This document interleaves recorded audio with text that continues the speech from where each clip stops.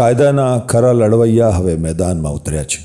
ગુજરાત હાઈકોર્ટના પરિસરમાં ઇતિહાસ રચવાની ક્ષણ નજીક આવી રહી છે. બાબા સાહેબ ડૉક્ટર ભીમરાવ આંબેડકરની પ્રતિમા સ્થાપિત કરવાની ઐતિહાસિક માંગ આજે અનેક દિગ્ગજ વકીલો દ્વારા સમર્થન મેળવી રહી છે. આ માંગ માત્ર એક પ્રતિમા સ્થાપનની નથી. આ માંગ છે ન્યાયની મૂલ્યોને જીવંત રાખવાની, સમાનતાના સિદ્ધાંતોને ઉજાગર કરવાની અને બંધારણ પ્રત્યેની આસ્થા દર્શાવવાની. ગુજરાત કોર્ટના વકીલોએ પોતાની અડગ પ્રતિબદ્ધતા પોતાના ઉત્સાહિક જોશ સાથે સ્પષ્ટ કરી દીધું છે કે આ લડત માત્ર એક દિવસની નથી, પરંતુ પેઢી સુધી ચાલતી રહેનારી સત્ય અને ન્યાયની દિશા બતાવનારી છે. બાબા સાહેબ ભારતના દરેક નાગરિકને અધિકાર આપ્યો, ગૌરવ આપ્યું અને લોકશાહીનો જીવંત આત્મા આપ્યો. આજે જ્યારે હાઈકોર્ટના પરિસરમાં તેમની પ્રતિમા ઊભી થશે ત્યારે તે દરેક વકીલ, દરેક ન્યાયપ્રેમી, દરેક નાગરિક માટે પ્રેરણા સ્તંભ સાબિત થશે.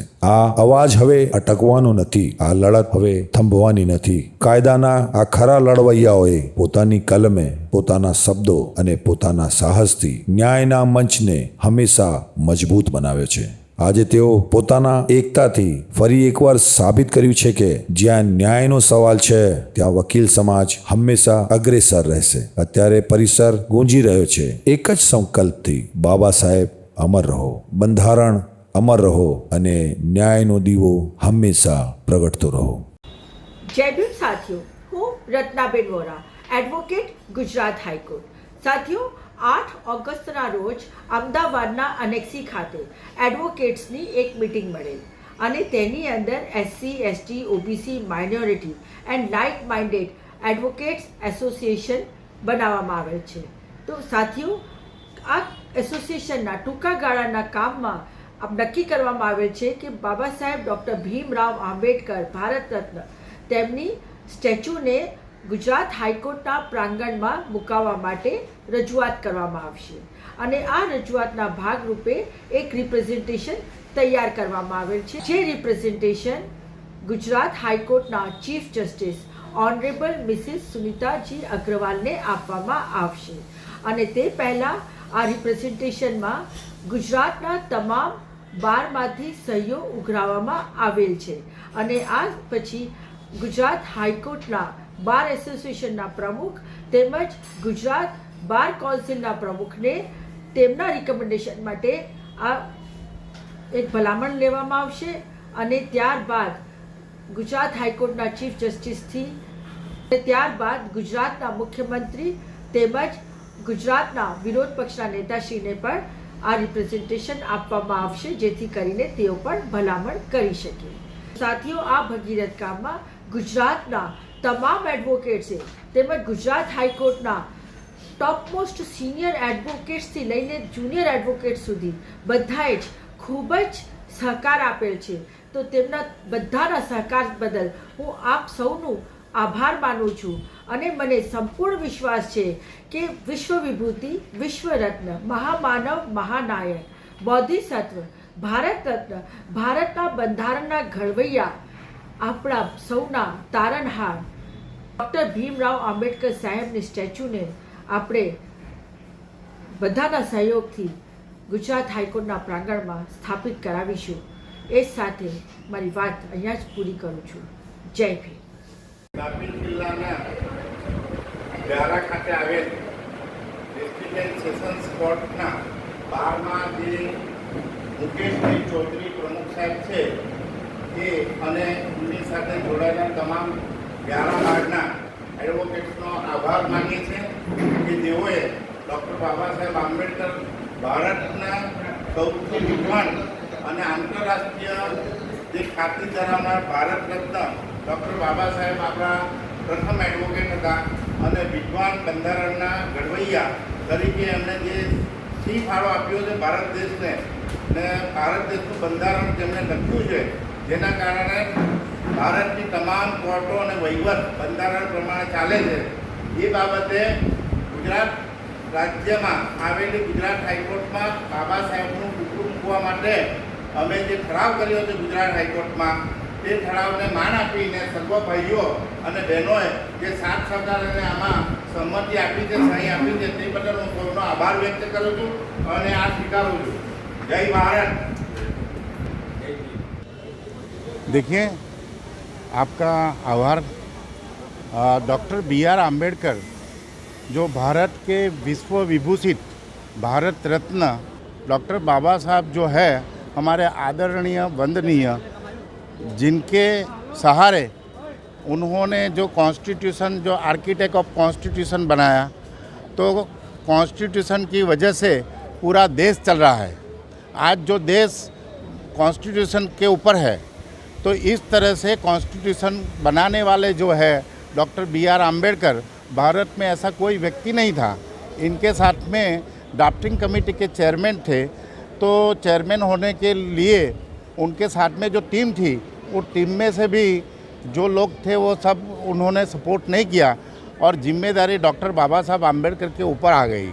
और बाबा साहब ने अकेले भारत का संविधान बनाया, तो 165 सभाओं होने के बावजूद 60 देशों का अभ्यास किया और 2 साल 11 महीना और 18 दिन संविधान बनाने में लगा था।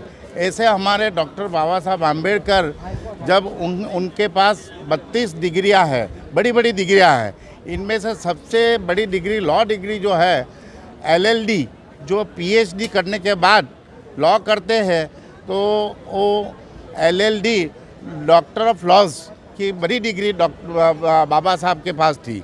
और दूसरी डिग्री जो है बड़ी डिग्री डॉक्टर ऑफ साइंस, जो फॉरेन में, विदेश में 9 साल का कोर्स था और बाबा साहब ने ये 2.5 साल में पूरा किया और इसीलिए बाबा साहब को सिंबल ऑफ नॉलेज का भी बिरुद दिया। आज बाबा साहब की जो मूर्तियां हैं विदेशों में, खास करके अमेरिका में, कोलंबिया यूनिवर्सिटी में, सब जगह पे, विदेश में, चाइना में, जापान में, सब जगह पे लगी हुई है। और इतनी सारी मूर्तियां बाबा साहब की है, वहाँ पे ज्ञान लेके लोग बाबा साहब को पढ़ा रहे हैं, क्योंकि बाबा साहब जो चाहते थे कॉन्स्टिट्यूशन में आर्टिकल 51A उसमें राइट्स दिया जाए, राइट्स जो सब दिया है वो राइट्स के मुताबिक भारत को equality before laws and equal protection of laws जो हमें दिया है, वो सबसे बढ़िया चीज़ है।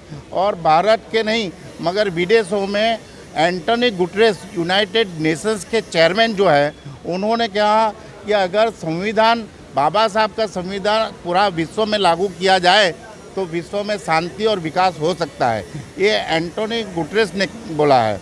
इसके सिवा जो अफ्रीका के नेल्सन मंडेला है, उन्होंने भी बोला कि कॉन्स्टिट्यूशन जो है भारत से अगर कुछ लेने जैसी चीज़ है तो डॉक्टर बाबा साहब आम्बेडकर का कॉन्स्टिट्यूशन।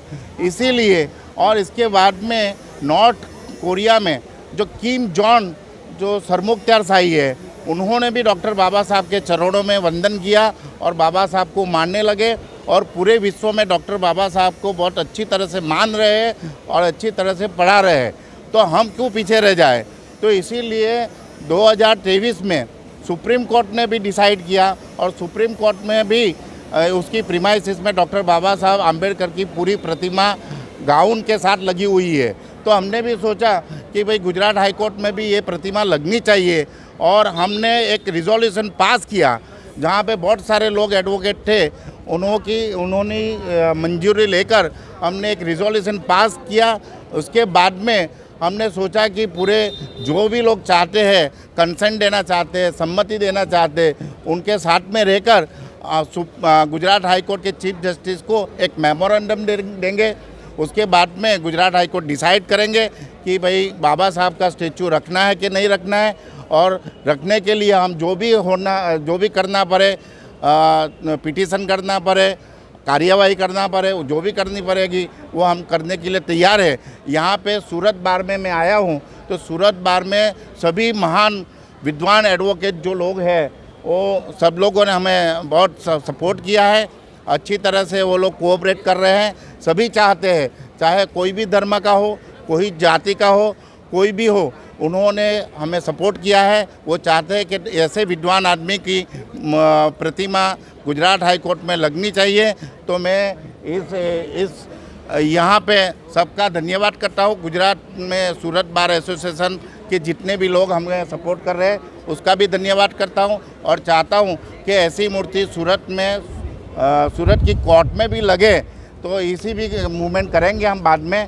तो ये विद्वान जो डॉक्टर बाबा साहब आम्बेडकर न तो केवल सामाजिक थे मगर कानून के भी बहुत बड़े विद्वान थे, और इसीलिए हम चाहते हैं कि डॉक्टर बाबा साहब आम्बेडकर का प्रतिमा गुजरात हाई कोर्ट में लगे। जय भीम, जय भारत।